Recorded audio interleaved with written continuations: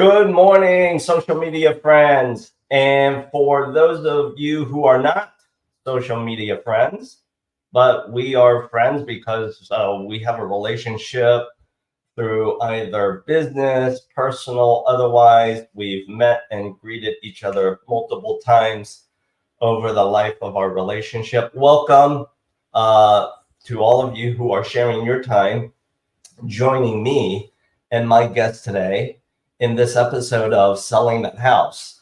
If you are a first-time audience member, either watching this as a live stream or watching this as an on-demand recording, let me kind of drop this in front of you. Make sure you're at the right place. You're in this episode of Selling That House where we talk about a lot of things that are real estate, certainly about selling a house, maybe your house, or the house that you are thinking you want to sell at some point. And it's really kind of what I call behind the scenes conversation between real estate professionals, whether it be on the sell, buy, lease side, as well as financing side, that's myself, so that you get an unscripted, unedited live stream conversation as to what happens when someone is selling that house. So with all of that said, now that you know you're at the right place, let's keep going. My guest today is a relationship, someone that I met roughly about, oh my gosh, time flies, 2 years ago. She is in the city of Chicago. She's a mom, a driver of everything that matters to her, which is why as soon as I met her, I just thought, like, Alison, I need to know you and we need to know each other. So with all of that said, let's welcome, virtual round of applause. Let's welcome Alison into the studio. Hello, Alison. Hey, Bill, that was a fantastic introduction. Thank you so much. But it's so true. Oh, it's too nice. It's so true. It's so true. So let's start off in this way, Alison. For the audience members who may not know you yet, notice how I said that, who may not know you yet, can you lead off with just a brief introduction of who you are, your why, and then we will kind of move into our conversation together. Yeah, absolutely. Thanks for the opportunity. So I'm a broker with eXp Realty. I'm based in Chicago. I live in the Logan Square neighborhood where I've been since 2015 in this neighborhood, but I've been in Chicago since 2005. So I'm in my 19th year. I've lived all over the city. So for better or for worse, moving does suck, but I've gotten to experience a lot of different neighborhoods. And, you know, there are 77 very distinctly different neighborhood areas in the city. And part of the reason why I got into real estate was I'm just super passionate about the city of Chicago, Chicago history, architecture, design. And I love that Chicago in particular has such a diverse tapestry of different types of architecture, with each neighborhood, block by block, even having its own special kind of flavor and cultural nuances. And I just think that of all the places I've lived, I just think Chicago is honestly like the best city in the world. And I love to proclaim my love for the city and the various neighborhoods. And, you know, it's not without its flaws, of course, and there are many. But so I kind of see myself as a little bit of like an ambassador for the city and in particular for the neighborhoods where I feel like my expertise lies, the places where I've lived. I'm a mom, like you mentioned, and another huge part of the reason why I got into this industry and why I'm so passionate about it is it's kind of twofold. One, as you know, being an entrepreneur, working for yourself, essentially gives you a degree of freedom that you just don't get anywhere else. And so it's been really important to me after many, many years in the corporate sales grind to have the freedom to kind of design the life that I want for myself Mhm. and my family. And real estate fits really well into that vision. The other thing that's really important to me, and I think I realize it so much more now that I'm a parent, is the importance of creating generational wealth through real estate. Yeah. And there are many different ways to do that. And I hope the audience knows that real estate is so much more than just your typical like residential buy sell transactions. There are so many layers. There are so many different ways that you can use your license, and just so many different facets of real estate. But for me, it's another passion of mine to help people realize their dream of home ownership, especially people who never thought it would be possible for them. I love turning renters into buyers. I love helping first-time buyers move up as they mature and their needs change and their lives change. And so it's just it's fun to be an itty bitty part of that realization of the dream of home ownership for so many people. Yeah. I think given what we do, as I sometimes describe it to people who rely on my help, people who call me for the obvious question, hey, who do you know who I need to get help from, et cetera, et cetera. I kind of look at what we do, Alison, as we are the concierge for people going through their life events. And you and I both know, we probably have heard this stupid little cliche, the 5 Ds of real estate, right? The first 3 are kind of obvious, but for those of you watching, if you don't know what they are, I'll share with you the first 3. You'll figure out the last 2. The first 3 are diamonds, diapers, and the third sometimes happens, divorce, right? Mm-hmm. And so, yes, real estate is always a part of those life events. You're either acquiring, you're adding, Yeah. or you're splitting it up. So with that, yeah, with that said, talk to us about Logan Square for someone maybe who's relocating to Chicago Mm-hmm. and they need to live in the city. They want to live in the city. Why Logan Square? Well, actually, I would even take a step back and try to figure out exactly what needing to be in the city means to different people. Because when I first moved to Chicago from 2005 till, let's say, 2008 or 9, I don't think I ever ventured west of like Ashland Avenue. I mean, I think I followed a very typical trajectory. I was in my early 20s. When you think of Chicago and you've never been here, never lived here, what do you think of? You think of the lake, you think of Wrigley, maybe you think of Navy Pier. Well, It just kind of depends where you're coming from. And so it took me a while to recognize that there is actually life beyond the lake. There's life beyond Lincoln Park and Lakeview. Not that there's anything wrong with those areas, but I sort of steadily started moving west, and that suits my lifestyle really well because now with our kids, they go to school and daycare out here. A lot of my business, a lot of my relationships are out this way just by virtue of being here. But for me, I'm not someone who needs to be commuting into the Loop every day. yeah. Or commuting out to the northwestern suburbs every day.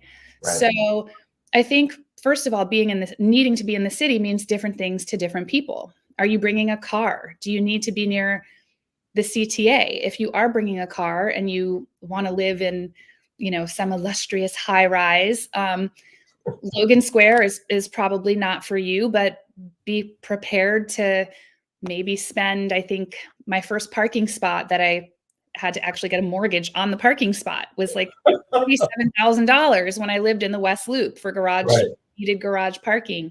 Right. So, it really just depends on kind of where you are in your life and where you need to be. I think the pandemic obviously changed things for a lot of people in terms of working remotely and being able to take a minute and say, if I could live anywhere in Chicago, where would I want to be? Now that maybe I don't have to be clocking in at the office as much or meeting with people in person as much. And so for those reasons, I feel like Logan Square is a great option because it's still super walkable. It's very much a neighborhood. It's very residential. It's not to Yeah. say that we don't have a lot of thriving businesses and restaurants and all that, but you know, once you're off any of the main thoroughfares, it looks like it could be, you know, any neighborhood in any town USA. And I'm looking out my window as I say that, and I live in a very residential, neighborhoody part of Logan Square that we really love. There are other parts of the neighborhood that are a little closer to the action, closer to the blue line. So it really just depends. But if you're ready for that phase of life where you're maybe not going out to shut down the bar at Harry Carey's every night, or you don't need to be in the loop to get to your office on Wacker every day, I think neighborhoods like Logan Square, Avondale, Humboldt Park, Hermosa, East Garfield Park, all these kind of Northwest side neighborhoods are really great options and potentially more affordable depending on the type of home you're looking for. True that. Yeah, it's certainly less touristy, less commercialized. Yeah. Yeah, I follow you. So great answer. And because you live in Logan Square, that's why I thought, let me ask you, right? Mm-hmm.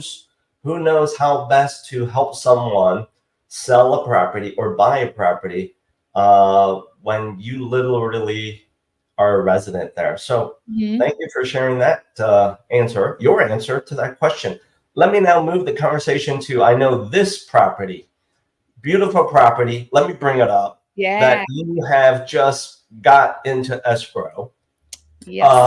Sure. This, as I read it, it's this multi-unit property off of McLean. Certainly, you know, kind of mid to upper bracket price point. Mm-hmm. And the one thing that really grabbed my attention, and for all of you audience members who may be watching this, maybe this is grabbing your attention as well, which is it's completely renovated. Oh my gosh, OMG, it's beautiful. Thank you. Yeah, my client did an amazing job. This is as close to new construction as you could get without being new construction. And that wasn't necessarily my client's intention going into it, but it was an older property built in, I think, 1891, the original structure. And when they knew they were going to be doing remodeling, but when they started to open up walls and poke around, they discovered one major problem right off the bat was that the home was not sitting on a foundation at all. Oh, wow. Yeah. It was, you know, kind of being held up with rubber bands and chewing gum and Scotch tape. So from that point forward, they knew that it was going to be more than just a gut renovation. I mean, it was essentially like a rebuild. So it was a painstaking process. The renovations took about 2 years, but there was not a single detail overlooked. Every surface is new. I feel like they did a great job choosing finishes that would appeal to a wide swath of people without it looking super generic. And what I mean by that is this is a 2-flat. So the intention is that either both units will be rented and the owner will be an armchair investor. Maybe it's an owner occupy situation where one unit is rented and the owner or owners live in the other unit. I show a lot of rental properties, and there is definitely, and you see it kind of change a little bit year to year, but there's almost like a template. And when you see these renovated apartments, it's like, it just becomes kind of predictable after a while. And it's not to say that they don't look lovely, but it becomes really cookie cutter. So I appreciate in this property on McLean how, yes, it was kept neutral and appealing and, you know, nothing too like controversial as far as the choices, but at the same time, you can tell it is slightly elevated. It's more than just contractor grade, and it's not generic. It's not cookie cutter. you mentioned it being kind of like at the higher end of the realm of possible price points. And True. I would agree with you. And Yeah. in that part of Logan Square in particular, again, this goes back to how Chicago is so block by block, and even within a neighborhood, block by block. I would say that sort of southwestern quadrant of Logan Square is still kind of up and coming. Mm. There was a lot of turnover during the pandemic, a lot of tear downs and new construction, a lot of renovations being done. I mean, you could see it daily just walking around that part of the neighborhood during 2020, 2021. But it's still not, I don't think it's peaked. So even though it's a higher price point, I think for the neighborhood as a whole, there's still a lot of upside. So there will be equity realized, if not right off the bat, in the very near future. I mean, Yeah. it's happening. Like the train has left the station. So we're definitely seeing that. Yeah. But Bill, and some people watching, if they're local to Chicago and if they're following properties in Logan Square might know, we had this property listed originally in October of 2023. Mm-hmm. And what a 180 in terms of Yeah. the experience, having it listed then for about 30 days with not a ton of activity, to be honest. Neither unit was rented at that point. Okay. Interest rates had just peaked around 8% ish. Right. So it wasn't looking great. And we were priced higher. And I still believe the value is there. And I think data will show that the value is there, but the market determines the value ultimately. And so the buyers were not there. Sure. So took a couple months, regrouped, got both apartments, both units leased. Owners have since relocated, came back with a very meaningful price improvement. And we frankly have, better market conditions. We've got this really mild winter. Rates have come down a little bit. Right. The world is still on fire. And I know that kind of gives people a lot of pause, but compared to where we were in October, it's slightly better conditions for buyers. So in this instance, I didn't even have a sign in the yard. I didn't even have the opportunity to get the sign in the yard. And we were under contract, I think, in 9 or 10 days. I saw that. So what I think I'm hearing, Alison, and for all of you watching us, listening into this conversation, every home will sell at a price point that a ready, willing, able buyer is willing to move that property into escrow. So yes, congratulations. I saw that you had listed this property once, the season opened up for both of us, and you got this nice home under contract very quickly. Fast forward to right now. Yeah. If you can share, you don't have to drop names. Of course, we don't want you to do that. But based on what you know, is the buyer, the buyer who's moved this property into escrow, are they house hacking or is it another new investor? So what I know is that they will be house hacking. Okay. So that does create a little bit of you have to shuffle some things around, right? So I mentioned both units are currently occupied. Right. So have to handle that delicately. Everything can be negotiated. And in this case, part of the negotiation is how do we, on the seller side, make sure that whichever tenant we're proposing to displace is going to be, taken care of in a way that's fair and equitable. So there's that part that's kind of like one of the moving parts of it. Right. What I also know, and I don't have a lot of detail, but I believe that these buyers have a background in property management. Oh, makes perfect sense. Yeah. So I don't know if they've owned a multi before, but there's a good chance that they have experience with properties that are, beyond 2 flat and what comes along with managing them. So I definitely think that helps. I can also, share with you that they're doing like your, conventional 30-year Yeah. fixed mortgage, nothing crazy. It's from all indications, this property is kind of the top of their budget, Yeah. but we made it work. Everyone's excited to move forward. And so fingers crossed for smooth sailing from here until closing. Yeah. Yeah. And, as we always also hear in our business, the other cliche is it's not done till it's done. Amen. It's not done until it's done. It's not done till it's done. So for those of you who may not know Alison yet today, but as part of your listening, consuming this live stream conversation or video, you're thinking, you're leaning in with, hey, I should get to know her because she's kind of singing my story. Yeah, but Alison knows that, yes, things are not done till it's done. Timing is everything.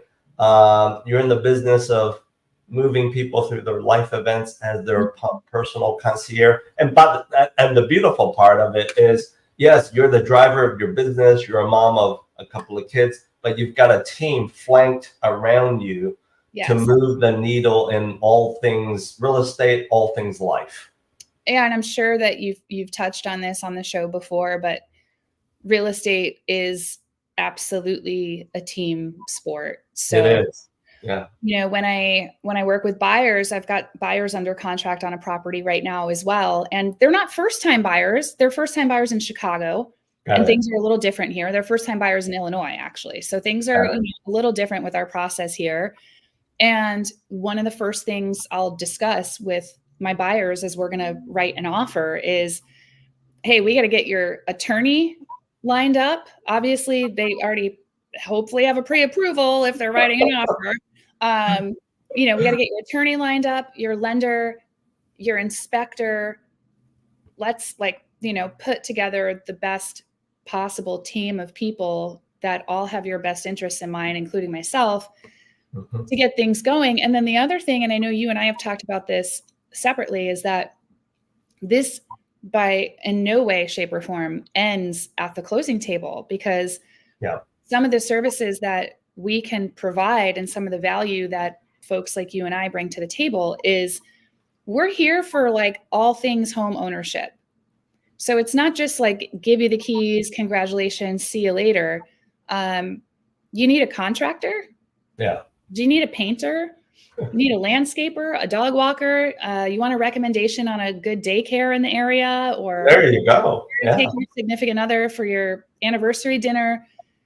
It's really important for myself and my partner, Ryan, who's also a realtor, that we let people know, like, we're here to be a resource. This is what we do. We're not in transactions all the time, as great as that would be. There's a lot of time spent building vendor partnerships and just making sure that our clients continue to be taken care of as they're moving through that journey. Absolutely. Let's now move to the next and last conversation point of our live stream today. And that is me putting you in the hot seat, right? It's not that hot, but it might be a thought-provoking question. And that is Alison. Smoothie. Yeah, and that is this, Alison, because I know you work with both sellers, buyers, all property types, but you also work with renters, right? And you and I both know we need renters. I'll lean in and say this. Audience members, there's a part of me, unlike many of my peers, where I believe this. There are some of you who are renters, and if you're a forever renter, good for you. Don't buy that home. Please don't. Why? Because for those of us who are investors, owners, and landlords, we need you to keep paying rent to subsidize what we're doing. So there you go. But having said that, which is harder, Alison, working with a renter or a buyer or a seller? 100% renters. Really? 100%. And I'll work either side of the transaction.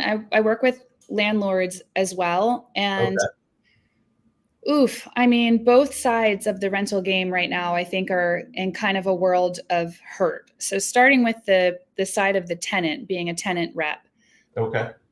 the criteria, and I help a lot of people in the neighborhoods where I have my expertise. So I'm not necessarily like in the Gold Coast a lot, or maybe like Rogers Park, unless that's where my clients want to be, and that's great. But I get a lot of rental referral business, and it tends to be local. Got it. So the criteria to be approved to rent an apartment these days, in Is my opinion, is a little bit insane. really We are still, we're in the post-COVID era, but okay. that was 3 years of, for some people, a major financial hit, a major hit to their credit. I mean, people's lives were uprooted in so many ways. Mhm. Even something like a relationship ending where you went from dual incomes to one income, and now you have to totally change your lifestyle, or you lost your job, or you were furloughed, or had to take a pay cut, and therefore you maxed out your credit cards, and now your debt to income ratio looks terrible. Unfortunately, what it tends to boil down to for a lot of landlords is, you're just evaluating people based on a 3-digit score and Yeah. not much else. And I just, as I get to know so many of these clients and many of them become friends, like, it just really kills me that that's the wall that we keep running into. Yeah. Despite having good verifiable income, despite having good rental history, um, that credit score is so important. And I tell my rental clients from the very beginning, I have a little intake form that I send them to get to learn a little bit about them and what they're looking for. And one of the required questions is, what is your FICO score? I Wow. want to say this on the show just in case like any prospective renters are watching. Landlords don't care about what Credit Karma says. Don't Yes. go on Credit Karma and tell me your Vantage 3.0 score. Trust me, nobody cares.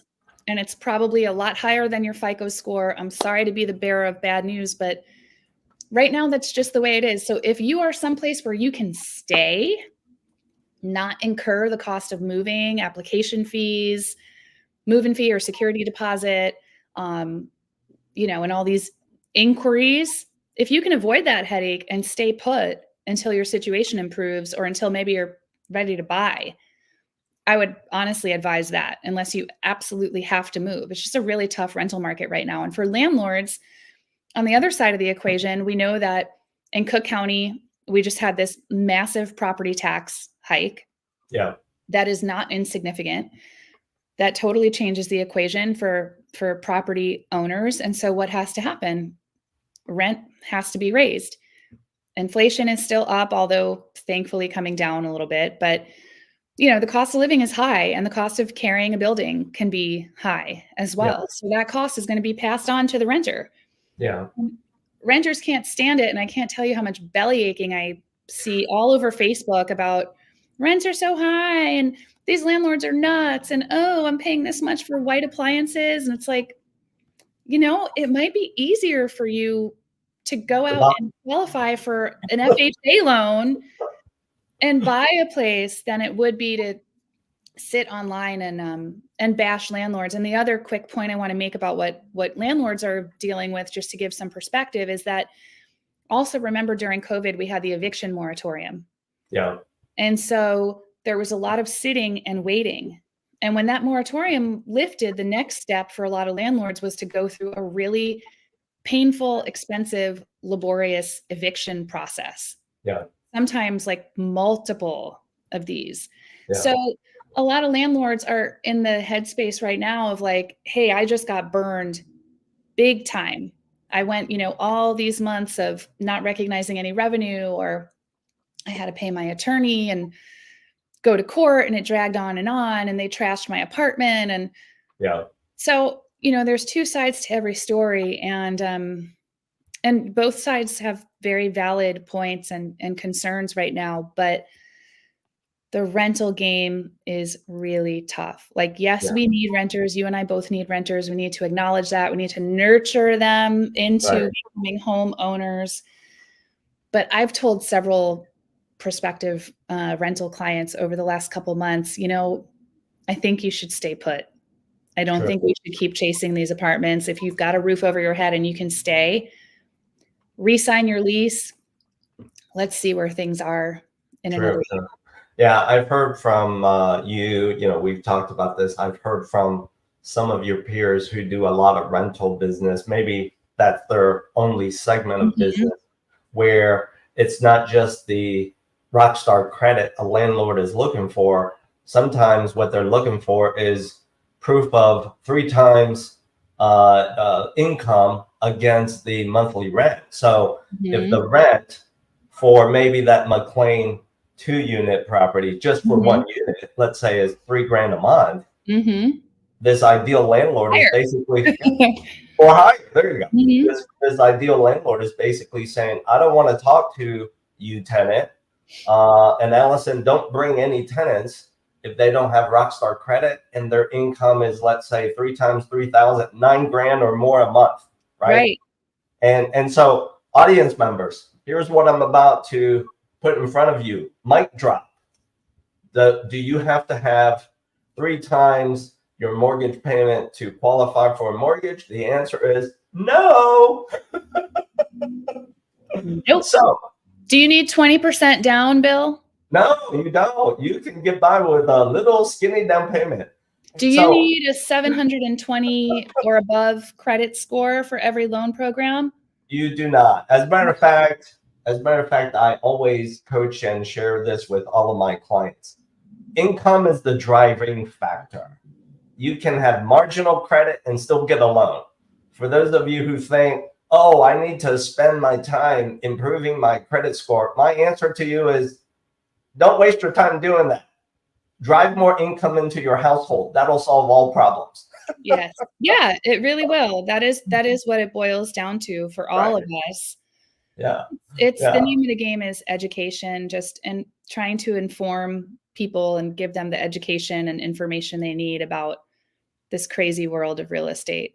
Yeah. We can do a And for whole those, show on just like debunking the myths. I know. There's a lot of misperceptions in our business. So Mhm. with that, as we wrap up, let me share this with you, Allison, and all of our audience members. If you might be a renter and you foresee that you will need to continue renting, there is a solution out there where you can actually rent to own a subject property.